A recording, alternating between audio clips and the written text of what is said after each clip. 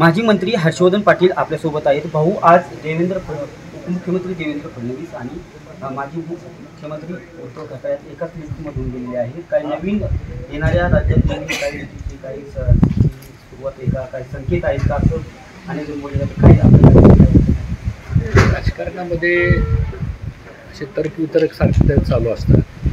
शेवटी जो आपापल्या पद्धतीने त्याच्यामध्ये काही कोणी असा कायमचा शत्रू आणि कायमचा मित्र असू शकत नाही। राजकारणामध्ये या घटना घडत असतात। कदाचित ते दोघं एका वेळेस लिफ्टमध्ये बसले असतील आणि बरोबर गेले असतील। आता त्यांची काय चर्चा झाली मला काय माहीत नाही। मला असं वाटतं की शेवटी महाराष्ट्र एक वेगळं राज्य आहे।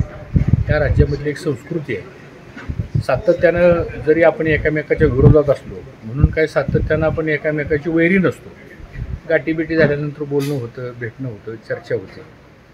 आता हा महाराष्ट्राची संस्कृती आहे आणि आपण सगळे सुसंस्कृत लोक आहोत महाराष्ट्रामध्ये। त्यामुळे अशा घटना घडत राहतात।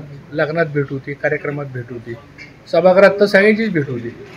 सभागृह काय फक्त सत्ताधारी पक्षाचं नसतं किंवा विरोधी पक्षाचं नसतं। सभागृह ही सभागृह सर्वांचंच सभागृह आहे। मला असं वाटतं की या पद्धतीने आता काल माननीय पंतप्रधान मोदीजी राहुल गांधींचं अभिनंदन करून दोघं मिळून सभापतींना त्या खुर्चीवर बसवायला गेले। हे लोकशाहीमधले एक संकेत असतात। मला वाटतं त्या दृष्टीने आपण पाहिलं पाहिजे। ओएसिस फर्टिलिटीच्या तज्ञांनी IVF उपचार पद्धतीद्वारे 1 लाखांहून अधिक जोडप्यांना मातृत्व प्राप्तीचा आनंद दिला आहे। मोफत अपॉइंटमेंट बुक करण्यासाठी आजच संपर्क साधा। भाऊ, सर्वात आत्ता विधानसभेचे वेगळी वाढलेली आहे। थोड्या दिवसात विधानसभा निवडणूक आलेली आहे। आपला इंदापूर मतदारसंघ हा नेहमीच चर्चेत राहिलेला आहे आणि दोन्ही बाजूनी महायुतीतनं इच्छुक असणार आहे की अगदी विद्यमान आमदार दत्तात्रय भरणे देखील म्हणतात की फडणवीस जे शब्द देतील त्यांना उमेदवारी दिली जाईल, त्याचं आम्ही काम करू। तुम्ही तेच सांगत आहात, पण एका बाजूला फडणवीस यांचे भारतीय जनता पार्टीसाठी प्राधान्य राहील, तर आपली उमेदवारी निश्चित समजायची का, कशा पद्धतीने? असं आहे की शेवटी महायुती म्हणून एकत्रपणे ह्या निवडणुका लढवायच्यात असं साधारणतः संकेत दिसत आहेत आणि त्याप्रमाणे अजून कुठलीही चर्चा विधानसभेच्या निवडणुकीची झालेली नाही। मुळात निवडणुका झाल्यानंतर जे काय आम्हाला बऱ्याच ठिकाणी आम्हाला जे कमी मतदान झालं ते का झालं, कशामुळं झालं, काय दुरुस्ती आपण केल्या पाहिजे। प्रत्येक निवडणुकी शिकण्यासारखी असते, त्यातून काही गोष्टी आपण शिकायच्या असतात।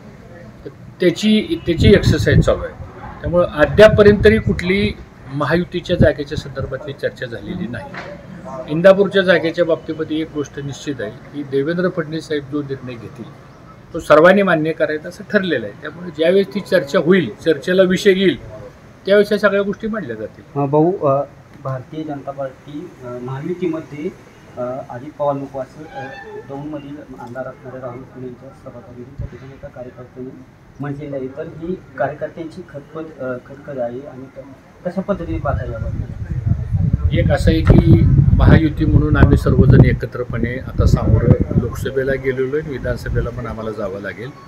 साहजिक आहे, प्रत्येक कार्यकर्त्याचं या त्या निमित्ताने काही व्यक्तिगत मतं असतात। लोकशाहीमध्ये प्रत्येकाला आपलं मत व्यक्त करण्याचा अधिकार आहे। कदाचित त्या अँगलनी काय लोकांनी ती भूमिका व्यक्त केली असेल, परंतु त्यांनी त्यांचं वैयक्तिक मत मांडलं, मग ते काय पक्षाचं मत नाही। आणि मला असं वाटतं की या संदर्भातली आमचं केंद्रीय नेतृत्व आणि राज्याचं नेतृत्व हे या बाबतीमध्ये बसून निर्णय घेतात आणि त्याप्रमाणे महायुती निर्माण झालेली आहे आणि त्या पद्धतीने पुढं काम होईल। नक्कीच उपमुख्यमंत्री देवेंद्र फडणवीस जो निर्णय घेतील तो आम्ही प्राधान्याने मानू आणि तोच निर्णय अंतिम असेल, असं माजी मंत्री हर्षवर्धन पाटील यांनी सांगितलेलं आहे। कॅमेरा पर्सन विकी चव्हाण समिती दीपक कापडे, TV9 मराठी, इंदापूर।